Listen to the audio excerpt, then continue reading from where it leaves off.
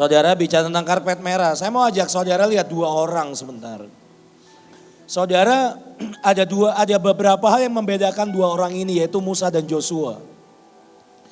Musa itu membawa bangsa Israel dari satu titik ke satu titik, ke satu tujuan, yaitu dari Mesir dibawa ke Kanaan. Sementara Joshua, dia bawa dari satu titik, dia harus nyebar ke sekian titik. Kira-kira 12 titik utama. Bisa membedakan? Yang dilakukan Musa adalah dia nyebrang dari Mesir keluar ke Kanaan. Satu titik ke satu titik. Cuma ke satu tujuan. Dengan berbagai masalahnya. Sementara yang membedakan adalah Joshua adalah dia dari satu titik. Dari seberang sungai Yordan, dia harus nyebrang sungai Yordan, nyebar ke 12 titik dan memastikan 12 suku Israel ini menggenapi semua perkataan dan firman Tuhan. Dua-duanya pasti punya beban yang berbeda. Musa, bagaimanapun dia dulu ada korban atau incaran kematian. Di awal-awal Firaun pernah coba membunuh bayi-bayi sebanyak mungkin di masa itu. Tapi tidak bisa dipungkiri dia itu lahir dan dididik di daerah, di kelas, di ruangan, di standar seorang pangeran di istana. Halo? Sadar? Halo? Dia ini besar dengan didikan istana. Mentalnya, mental istana. Mentalnya, mental kerajaan, standar semuanya dari sebuah kerajaan, ketinggiannya, tuntutannya, kecerdasannya, cara menghitung, cara menimbang, pelajaran bahasa, pelajaran apapun. Dari pelajaran martial arts, pelajaran bela diri, sampai pelajaran bertahan hidup, semuanya diajarkan. Sementara seorang gak bisa pungkiri Joshua itu dari orang biasa dinaikkan jadi seorang abdi, seorang hamba. Saya pengen saudara lihat dua sisi yang sangat berbeda. Supaya saudara ngerti kenapa kelas ini ada. Dan Musa yang ketiga adalah Musa memulai itu dari Mesir. Dari salah satu kerajaan terbesar di abad itu, di masa itu, di seluruh bumi. Didikannya, makanannya, latar belakang sosial, kondisinya, circle-nya dia sangat beda. Sementara Joshua, dia memulai dari padang gurun. Sampai sini ngerti? Nangkap bedanya? Oke? Nah, saya pengen ajak saudara lihat, ini yang dilakukan Tuhan untuk Joshua. Dan hari ini saya mau bicara dengan para Joshua. Para pemimpin, engkau yang harus buka sebuah jalan untuk bangsamu. Halo. Saya yakin saudara gak ngantuk, saya tahu. Yang saya pengen iman saudara adjust detik ini adalah engkau sedang di depan sebuah barisan dan engkau sedang memimpin bangsamu, kotamu, provinsimu. Nyebar ke tempat yang lebih dalam, menundukkan kota demi kota, bagian demi bagian. Menundukkan ekonomi, menundukkan keadaan, menundukkan kejatuhan, menundukkan raksasa, menundukkan kelemahan, menundukkan setiap halangan dan rintangan dari setiap yang saudara hadapi dari pihak luar maupun dari pihak dirimu sendiri. Halo? Oke? Nah, saya pengen saudara sadar, engkau Joshua. Karena engkau mulai dari padang gurun, dari kekeringan, dari hal yang cukup minus sebenarnya. Engkau besar di area yang gak mudah. Saudara datang dan kumpul hari ini di masa yang gak mudah, betul? Saudara sedang dibebankan sebuah tanggung jawab yang diturunkan di pundak saudara dan saya. Setelah kepulangan para pendahulu kita, baik Pak Yusak, Pak Agung, Pak Daniel, dan para hamba-hamba Tuhan sebelum itu para soko guru, para pilar-pilar bangsa ini. Kepulangan dari TB Joshua, dari siapa orang-orang yang saudara dipakai Tuhan sampai hari ini, Graham Ini orang-orang yang sangat dipakai Tuhan, kalau bahasa saya sangat dahsyat dan mengerikan sebenarnya. Dan hari ini tongkatnya ditaruh, diulurkan ke tangan saudara dan ibu saudara dan saya. Halo, saya pengen saudara sadar loh saudara. Saudara bukan pengikut di kelas ini. Acara ini diadakan bukan cuma untuk menciptakan pengikut, tapi menciptakan seorang pemimpin. Halo. Dan saya ingin saudara tahu kita memang start dari padang gurun, iya. Sebagian besar dari saudara dan saya mulai dari kemiskinan, dari kekurangan. Gak ada yang ngajari kita cara beriman. Semuanya berusaha melangkahkan kaki, semuanya berusaha belajar, meraba hati Tuhan, belajar iman. Takut salah, gagal, nangis, ada yang ngerti. Kalau saudara punya teman curhat, saudara akan curhat. Kalau gak ada, disimpan sendiri. Seperti apa yang Jael alami. Saya juga alami. Saya ini mengembalakan satu kota namanya kota Bogor. Dipanggil Bogor hari ini namanya Sebuta Tabernakel. Hari itu saya berangkat sebagai seorang Joshua. Saya tidak dididik saya kenal Tuhan, belajar kenal Tuhan sambil nyemplung saudara. Hari ini ada sekolah, hari ini ada dapur umum, ada rumah singgah, ada rumah belajar. Ada sekian macam pelayanan di bawah kami. Dan hari ini ada dimulai dari mana? Sejujurnya dari jiwa ini yang belajar, yang sejujurnya di dalam ini cukup miskin dan gak berani membayangkan seperti apa kemuliaan itu. Waktu ibu selalu berkata kamu akan mewarisi saya, waktu Pak Agung berkata kamu akan mewarisi saya, Pak Daniel, Pak Yusak. Saya gak berani berkata iya. Karena modalnya beda. Yang satu berangkat dari istana, yang satu saya harus mulai dari bawah, dari jalanan. 22 tahun yang lalu saya ketemu ibu temukan saya rambut saya masih segini. Masih cantik-cantiknya saudara. Serius, berat saya 43-44 kilo hari itu. Sekarang 85. Nah, dimulai dari situ ada satu hal yang dikerjakan oleh Tuhan kepada Joshua. Mari buka di Joshua 1, saya percepat aja dalam nama Yesus. Joshua 1 ayat 1, sesudah Musa hamba Tuhan itu mati, berfirmanlah Tuhan kepada Joshua bin Nun abdi Musa itu demikian. Hambaku Musa sekarang telah mati, sebab itu bersiaplah sekarang, seberangilah sungai Yordan ini engkau dan seluruh bangsa ini menuju negeri yang akan kuberikan kepada mereka, kepada orang Israel itu. Joshua harus temani bangsa itu. Setiap tempat yang akan diinjak oleh telapak kakimu kuberikan kepada kamu seperti yang telah kujanjikan kepada Musa. Langsung aja 5, seorang pun tidak akan dapat bertahan menghadapi engkau. Seumur hidupmu seperti aku menyertai Musa, demikianlah aku akan menyertai engkau. Aku tidak akan membiarkan engkau dan tidak akan meninggalkan engkau. Perhatikan kata-kata itu. Dan kata-kata ini juga Bapak Ibu perhatikan. Kuatkan dan teguhkanlah hatimu. Sebab engkaulah yang akan memimpin bangsa ini. Ayat 7, hanya kuatkan, diulang lagi. Dan teguhkanlah hatimu dengan sungguh-sungguh. Kalau engkau bicara dengan orang yang biasa mimpin akan mudah. Mentalnya sudah biasa. Saudara buka googling sebentar. Kok saudara cari Moses. Ada satu nama Musa, satu jenderal besar. Jenderal perang di Mesir. Itu akan muncul, itu Musa yang hari itu pimpin bangsa Israel keluar dari Mesir. Dia pernah hadapi 1 atau 2 juta pasukan Ethiopia. Dengan pasukan sekian, saya lupa mungkin sekira hampir 1 juta pasukan Mesir. Buat dia mimpin 1 juta itu hal yang biasa. Kenapa? Dia jenderal besar. Sementara yang ini pembantu. Boleh pinjem tongkat? Pendek aja, jangan yang panjang banyak gitu. Kalau saudara berikan tongkat ke seorang orang yang di darahnya ada darah raja, darah pemimpin. Itu asik, itu mudah, itu gampang. Waktu harus memimpin sebuah bangsa yang jumlahnya sekian juta. Buat Musa itu perihal yang di mentalnya udah ada, sudah pernah. Dia pernah pimpin perang lawan Ethiopia seingat saya. Dan dia menang. Tapi bayangin ini pembantu rumah tanggamu kok kasih tongkat kerajaan.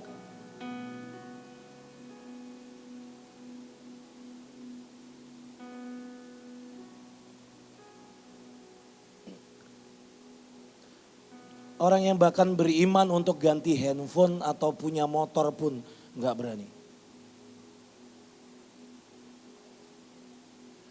Ini yang Tuhan kerjakan pertama kali. Yang Tuhan kerjakan di hidup saudara dan saya adalah Dia akan menyembuhkan hatimu dan hati saya. Makanya Tuhan berkata, aku tidak akan meninggalkan kau. Nah. Kuatkan dan teguhkanlah hatimu. Supaya Joshua tidak melihat dirinya terus-menerus sebagai seorang pembantu. Tidak cuma terus-menerus sebagai abdi. Karena dia diserahi sebuah tongkat untuk memimpin kira-kira 1 juta, saya nggak tahu jumlah pastinya orang Israel hari itu. Orang yang biasanya cuma ngurusin Musa dan rumah tangganya dan kemahnya hari itu. Diserahkan sebuah tongkat. Orang yang nggak tahu diri akan berkata, iya aku akan pimpin, aku pasti bisa. Nggak. Saudara, kalau saudara sadar siapa dirimu, waktu saudara dikasih sebuah tongkat kepercayaan, sebuah tongkat pasukan, sebuah tongkat kerajaan. Bukan berarti minder ya saudara, hatimu harusnya bergetar kok. Kenapa? Karena kamu tahu kamu gak mampu, kamu gak bisa. Tapi yang terjadi dengan Joshua, Tuhan bersikap beda. Nah, kuatkan dan teguhkanlah hatimu. Sampai diulang-ulang saudara. Setahu saya setelah ayat itu juga diulang lagi. Kenapa? Gak bisa dipungkiri hatinya Joshua getar kok.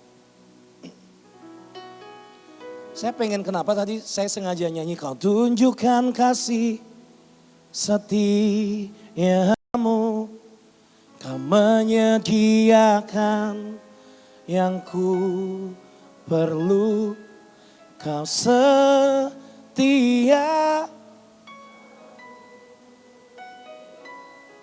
Dulu sekarang. Bayangin saudara ada Joshua, saudara jangan nyanyi biar saya nyanyi buat saudara. Dia tunjukkan kasih setianya. Dia menyediakan yang kau perlu. Dia setia, dia mulia.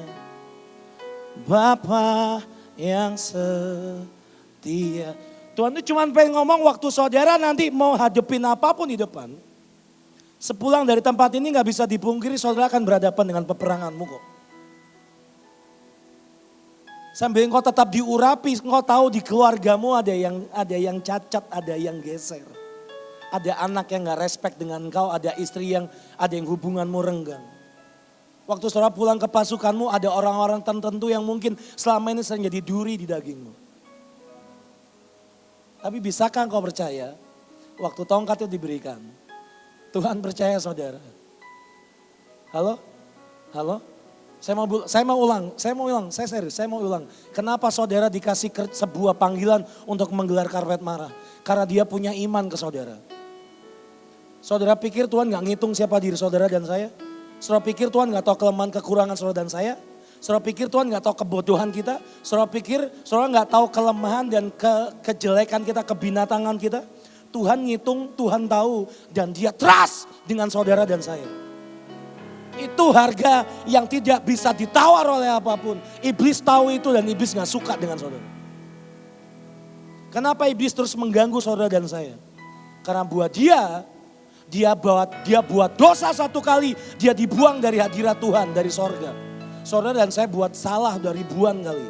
Dan hari ini kalau saudara dan saya belum menikmati hadirat Tuhan, itu we call it grace, anugerah.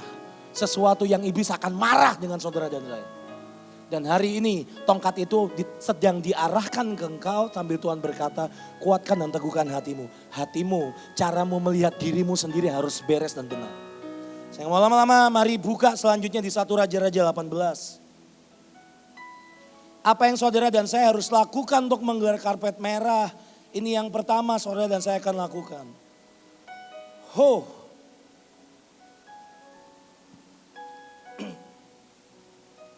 Saudara di 1 Raja-Raja 18, di ayat pertama itu seperti ini. Dan sesudah beberapa lama datanglah firman Tuhan kepada Elia dalam tahun yang ketiga. Pergilah perlihatkanlah dirimu kepada Ahab sebab aku hendak memberi hujan ke atas muka bumi. Lalu pergilah Elia memperlihatkan diri kepada Ahab, adapun kelaparan itu berat di Samaria. Saudara dan saya sudah berhadapan dengan pandemi 2 tahun terakhir. Ada kelaparan rohani, kelaparan jiwani, ada kelaparan jasmani. Yang menghempas seluruh bangsa ini, seluruh bumi, seluruh dunia dengan begitu luar biasa. Tapi hari ini Tuhan berkata ada firman di tahun yang ketiga. Halo, ini bukankah ini tahun keberapa? Tahun ketiga. Tuhan berkata, pergilah perlihatkan dirimu kepada Ahab sebab aku hendak memberi hujan ke atas muka bumi. Kata hujan saudara garis bawahi, nanti kita bahas. Saya mau ajak saudara lihat apa yang harus dikerjakan untuk saudara bisa bawa karpet merah di kotamu, di rumahmu, dimanapun saudara berada. Ayat 30. Ayat 30. Setelah tahu yang terjadi, Elia melawan 450 Nabi Baal. Kata Elia kepada seluruh rakyat itu, datanglah dekat kepadaku, maka mendekatlah seluruh rakyat itu kepadanya. Lalu ia memperbaiki mesbah Tuhan yang telah diruntuhkan itu.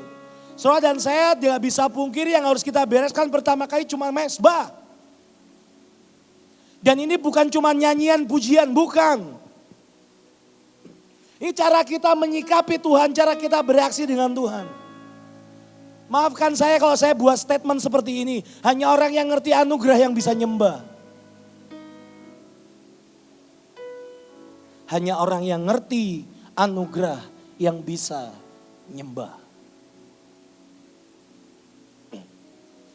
Saudara pulang dari tempat ini, bahkan dari detik ini yang saudara dan saya perlu kerjakan dari detik ini sekarang di hidup saudara dan saya.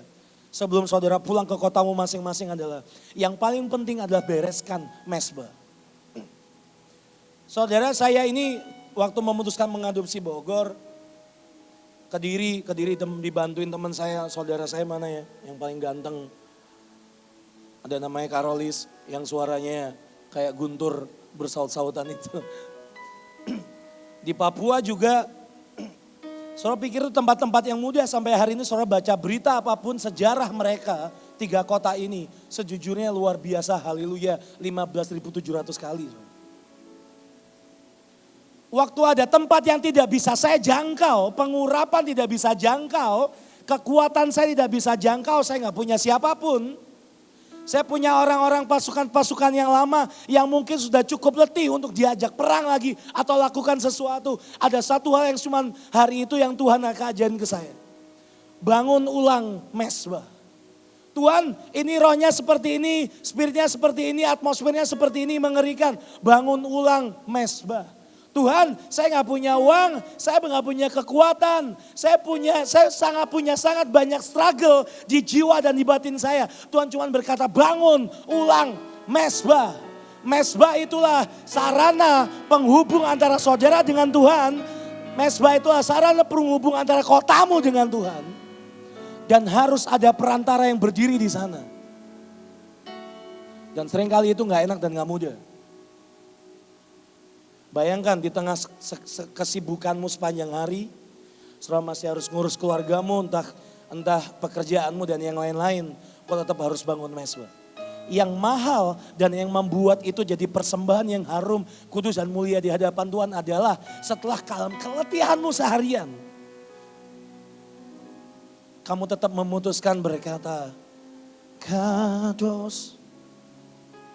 Kados. Saudara bisa bayangin gak sih? Di badanmu udah capek, di jiwamu udah penuh dengan banyak hal.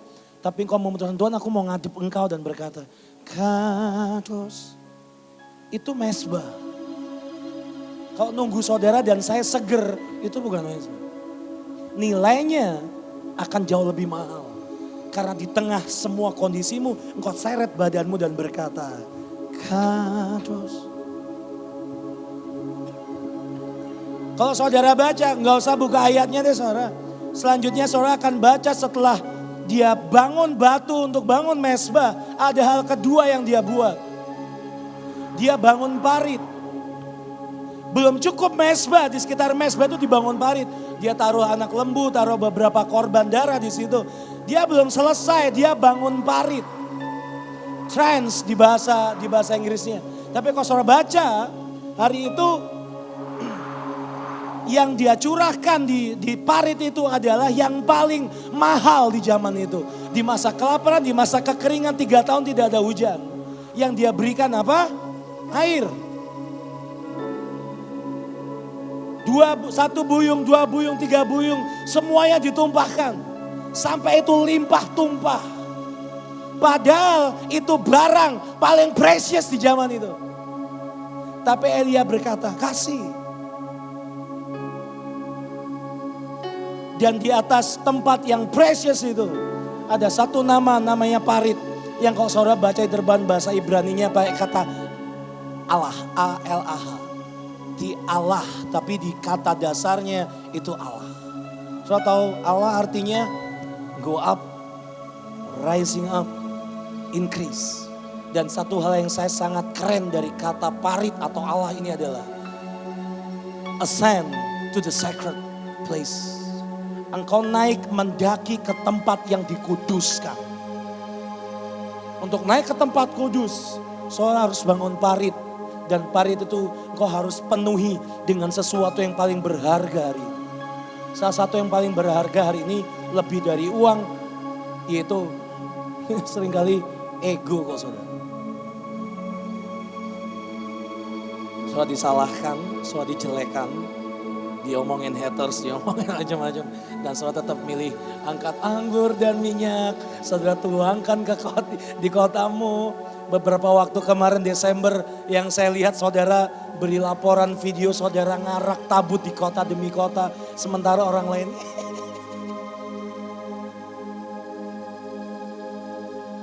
Waktu dunia sedang krisis iman, di parit yang kau bangun. Kau tuangkan imanmu dengan gak malu-malu ngangkat tabut tengah jalan. Dan itu adalah parit yang bahasa aslinya terjemahnya adalah ascend to the sacred places. Mendaki, naik ke tempat yang dikuduskan. Yang harus saudara buat sepulang dari tempat ini. Bahkan dari tempat ini adalah bangun ulang mesbahmu. Cari parit, bangunlah dan tuangkan yang paling berharga hari itu. Hari ini. Di tiap orang yang paling berharga pasti beda-beda. Saudara yang sudah bertahun-tahun duit pas-pasan yang paling berharga di hidupmu apa? Uang. Buat beberapa orang yang sudah terbiasa sering dapat tepuk tangan, dapat apresiasi, yang paling mahal apa? Ya apresiasi. Bisakah kau memilih jadi orang nomor 2, nomor 3? Kau bangun sesuatu dan namamu gak pernah kedengeran. Engkau kerja keras yang dapat tepuk tangan orang lain. Itu air, itu parit, bangun parit. Itu bangun parit.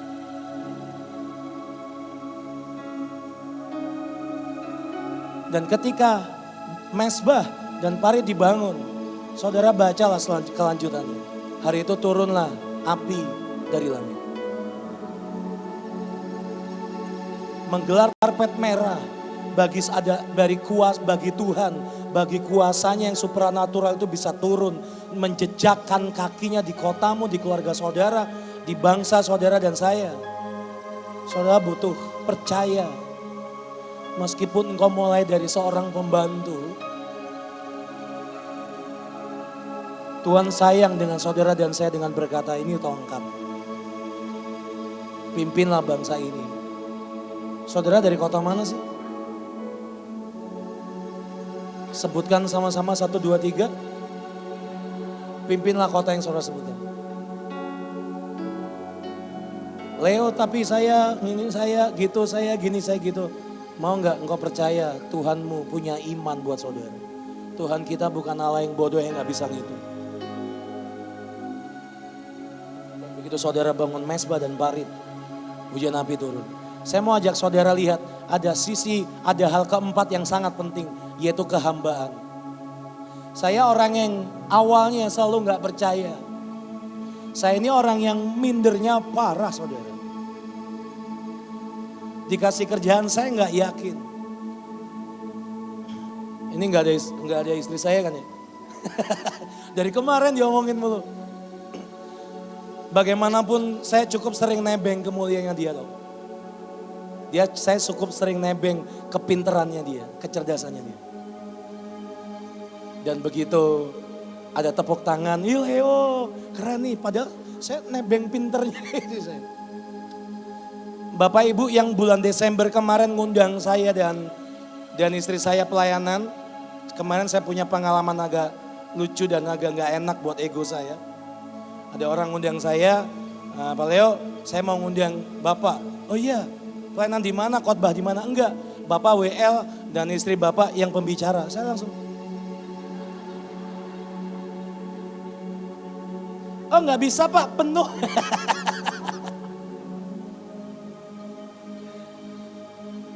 Saya langsung, kok saya yang diundang, saya WL istri saya yang khotbah. Saya bukain pintu gitu. Nggak bisa ini. Saya bercanda saudara, bukan beneran. Cuma emang hari itu tanggalnya emang penuh. Tapi kalau ngomong hati saya yang terdalam, saya ngomong, ini yang ngundang apa nggak ngelihat? Orang keseringan lihat muka saya khotbah kok daripada istri saya. Kenapa saya harus buka jalan buat dia? Tapi seringkali yang saudara lihat dari banyak hal yang dikerjakan di kota kami, seringkali itu dari buah dari pelayanannya dia. Dan begitu ada tepuk tangan, saya akan ikut di situ. Thank you. Kemuliaan bagi dua. Kehambaan. Waktu saya dikasih Bogor, waktu saya dikasih kota-kota ini, dikasih Papua. Sejujurnya saudara, ada satu hal saya menyadari saya nggak mampu. Saya nggak punya bisnis, saya nggak punya parit pribadi untuk mengisi tabungan saya.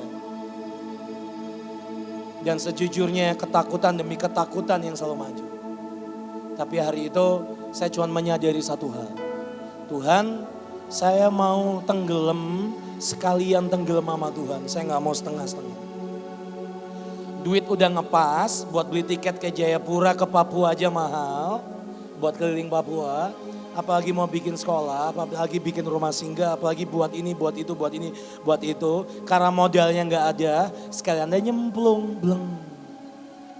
Toh saya jual rumah saya, motor saya, mobil saya juga gak akan cukup. Gak akan cukup.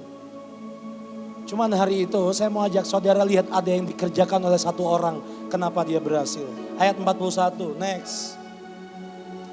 Kiarala pakaya sekiri kasih minor. Ayat 41, kemudian berkatalah Elia kepada Ahab, pergilah makanlah dan minumlah sebab bunyi derau hujan sudah kedengaran. Kedengarannya itu secara spirit, secara roh. Lalu Ahab pergi untuk makan dan minum, tetapi Elia naik ke puncak gunung Karmel. Lalu ia membungkuk ke tanah dengan mukanya di antara kedua lututnya. Apa yang dia lakukan? Nyembah.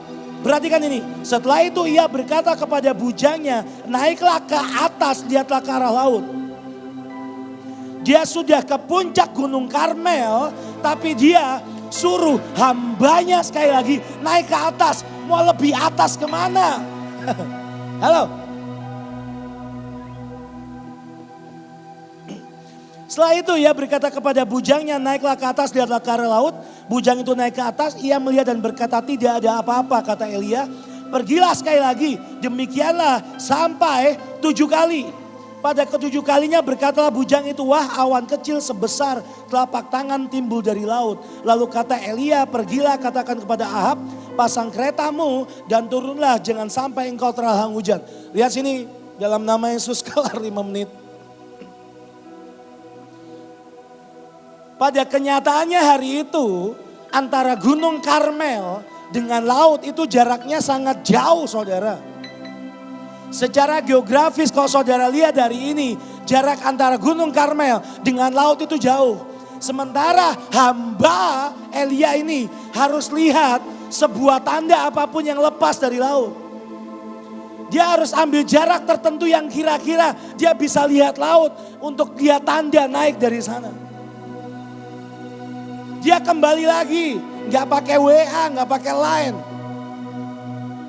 Ping, ping, ping, ping. Gak ada tanda, Tunggu, enggak. Dia lari temu Elia, belum ada, lari lagi. 7 kali dia bolak-balik. Dan yang membuat dia memutuskan untuk lari ke sana adalah satu, karena dia hamba. Kalau saudara bos, saudara disuruh berkali-kali gak ada hasil, saudara akan marah dan saudara gak akan berangkat. Itu awal yang saya lakukan di kota Bogor waktu mengembalakan hari ini. Hati saya setengah-setengah, kenapa? Kota ini terlalu berat atmosfernya. Saya kenal hamba-hamba Tuhan yang pernah jatuh di sana. Saya kenal hamba-hamba Tuhan yang pernah buat salah di sana. Dan hari ini apa yang terjadi dengan hidup mereka, dengan keluarga mereka, saya tahu. Tapi saya memutuskan oke, saya berangkat. Sampai akhirnya saya lihat destiny dari kota ini. Saya lihat destiny dari Kediri, saya lihat destiny dari Gerbang Timur, dari Papua. Saya berkata, saya akan pergi Tuhan. Kata hamba pakai kata evet di bahasa Ibraninya. Kalau saudara pernah dengar kata evet atau obed, ada orang punya nama obed. Artinya to be enslaved, untuk diperbudak. Bukan untuk jadi bos, untuk diperbudak. Kalau saudara dan saya tidak punya hati yang mau rela untuk diperbudak, disuruh-suruh, dikerjakan apapun, bahkan gak ada hasilnya sampai hari ini. Saudara dan saya gak akan berhasil. Kehambaan akan membuat hamba Elia ini pergi dengan satu hal. Saudara lihat reaksinya. Dia berkata, wah ada awan sebesar telapak tangan. Saudara, telapak tangan itu kecil.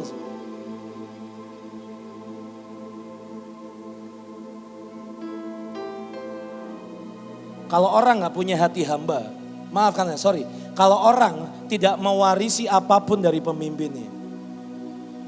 Kehambaan membuat saudara membawa pengurapan dan kepenuhan dari pemimpin dan tudungmu di atas hidup.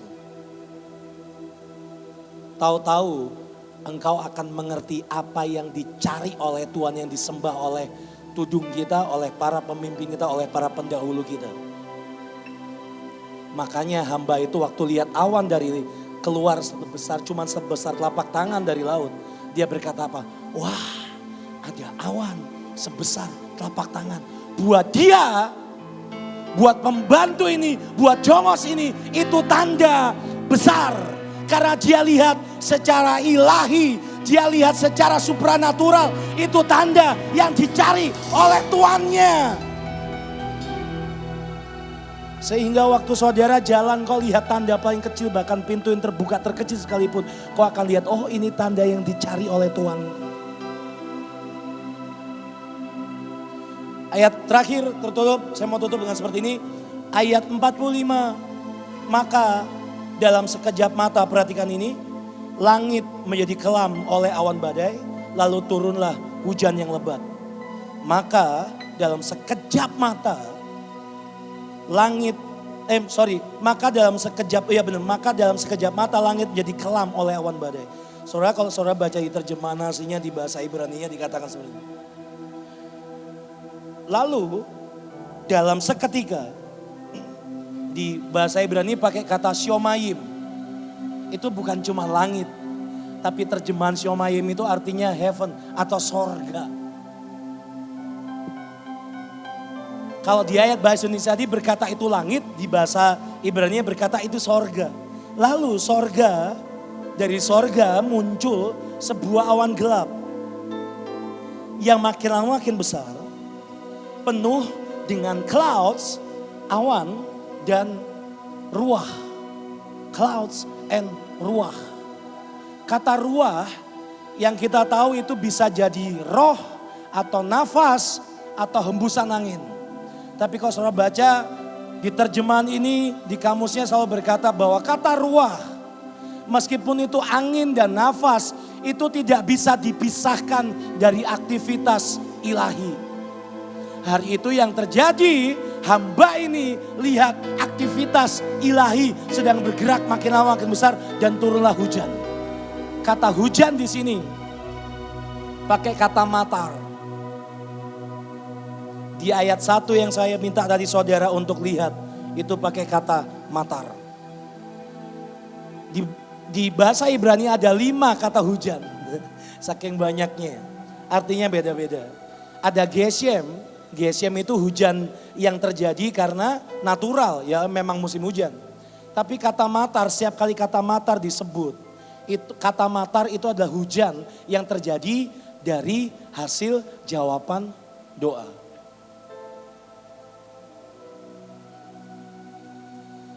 Dan hari itu Tuhan berkata, aku akan kirimkan matar. Dan hari itu setelah 3 tahun, di tahun ketiga, setelah 3 tahun ini tahun ketiga pandemi, lalu turunlah hujan roh Tuhan Allah yang maha tinggi. Saya satu, maukah engkau jadi penggelar karpet merah yang pertama? Mau enggak saudara, dengan segala kepembantuanmu, maafkan saya. Mau enggak engkau berani percaya waktu diulurkan tongkat kerajaan?